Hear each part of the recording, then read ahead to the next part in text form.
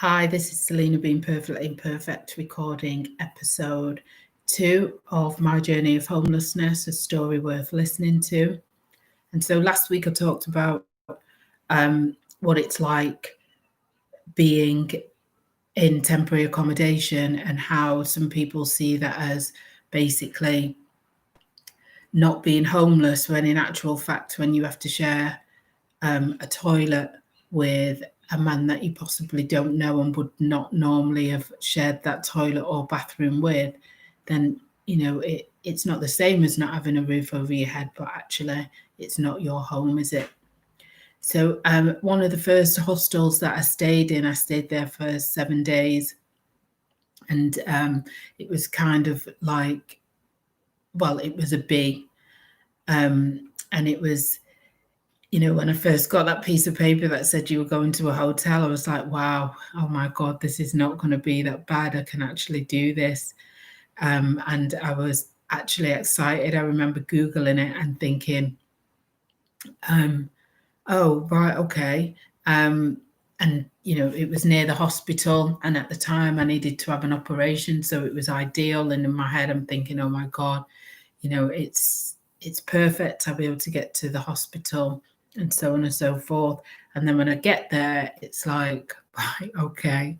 You walk through the door and the security guard is behind a door with a piece of glass on it.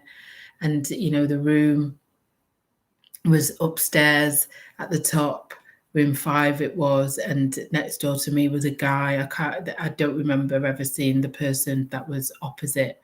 On every floor there was like alcoves of rooms, so there was quite a few rooms in. It was a hotel, it was classed as a hotel, and it did have people staying in it. I don't know if their rooms were a lot more glamorous than mine.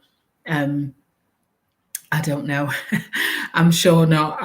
When I tell you more about that story, then yeah. So my room, it had like, you open the door and it had a crack in the sink, and I think I said last week it had these questionable marks on the wall, and I had to go down and I asked him, if he could wash the walls and clean the carpet. And, in all fairness, they did that. And the curtain was just one curtain that they cut in the middle. And this one curtain that they cut in the middle, I remember it was brown. I even took a picture of it. Uh, and I asked if I could have the other curtain, and I could have better curtains. That was it.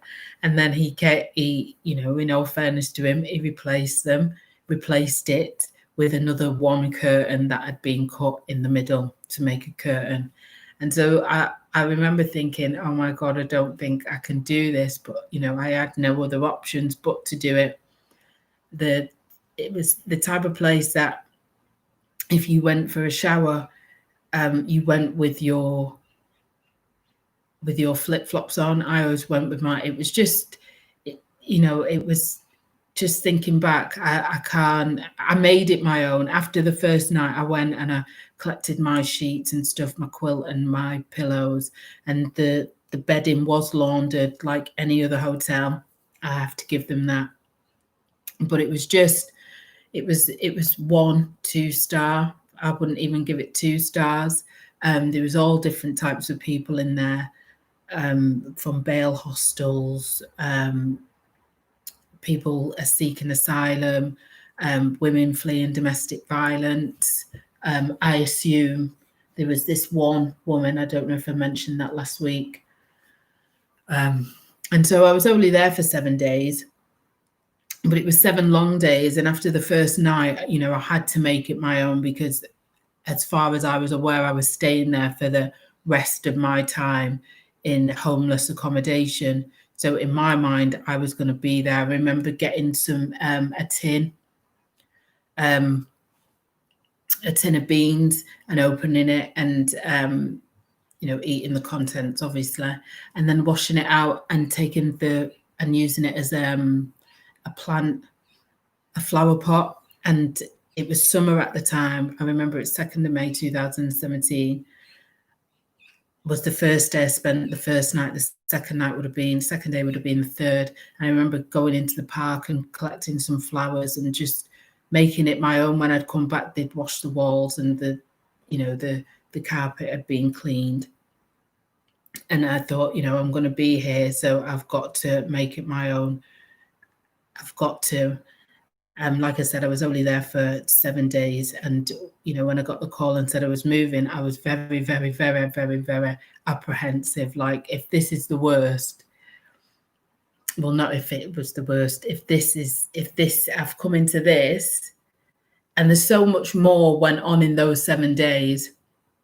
If this is this, then what's the next one going to be like? And I was almost kind of like not wanting to go, not wanting to leave, not wanting to go to the next place, because there were days when I was bursting for the toilet and I just didn't go. I'd get up and go to yoga and use the toilet there and have a shower there because it was that bad. And I didn't feel as though I could complain, not at all, because what were the other options? Where would they send me next? It was constantly in my mind, where would I go next? And so when I got to the next one, it was kind of like, right, okay. And I remember this place because I used to live in that area and it's been there for a long time. And I remember going, them taking me up to, I'd come with all my bags, plastic bin bags. And I remember them taking me up to the room, which was on the 3rd floor, all these stairs. And I remember standing at the door and the lady saying that this is where you're going to be staying. And I remember just thinking, fucking hell, I hope, even though everywhere it had just been done up. So I don't know what it was like before I got there, before it had been done up. But from what, all the other women were saying, it was their words, not mine, an absolute shithole. And I remember just like standing there thinking, I just hope it's not anywhere near as bad as the last one. And for me, from where I'd just come from, this was like a hotel compared to what I'd just come from. And I was so grateful that it had just been done up, because I can't imagine what it was like before it had been done up. Like I said before, 33 women sharing accommodation, and you've got to share bathrooms with these women. There's a massive story about the toilets, which I wrote a blog about.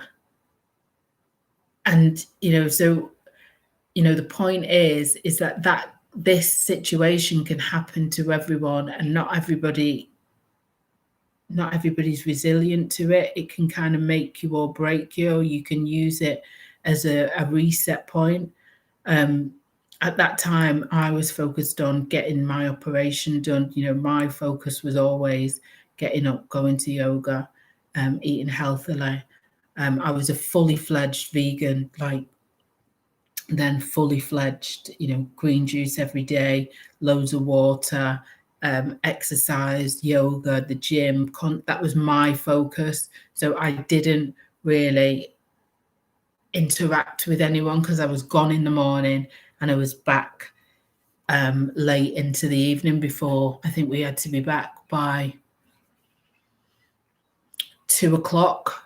I was never back at that time, but 10 o'clock latest. And yeah, I just,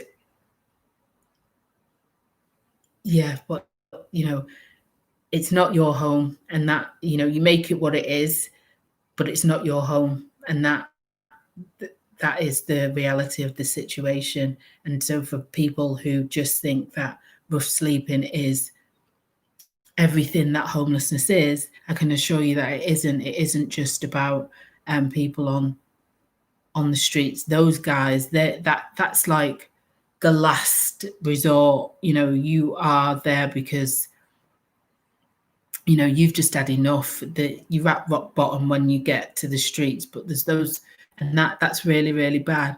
But then there's that 320,000 people that are in temporary accommodation that isn't theirs, and they can't put anything on the walls to make it their own. And they might have been there from, I don't know, 6 months to 4 years. I know somebody who was in temporary accommodation with her kids for 4 years, and then she was moved. By that point, those kids have made new friends, gone to a new school. You know, it can be a traumatic experience, and it's important for people to just understand that being in temporary accommodation, even though you've got a roof over your head, is still mentally draining and exhausting. So yeah, I'm going to share the journey with you, and I hope that if you ever get in that situation, that you make, I don't know, what I'm trying to say is that it's important for me to make a few changes, help try and make some changes on that journey for the next people that possibly are going to come through. I don't believe that we're ever going to solve homelessness, but I do believe that we can make it better for people who find themselves homeless in those situations, because it is what it is. It's there, and these things happen. But making it better as a result of my own experience, that is something that I really, really, really want to do. So if you are feeling generous, or you've got a spare £10 or £5, please donate. Yeah, and let's try and make it better for more people. So I will continue sharing my journey. Ciao for now.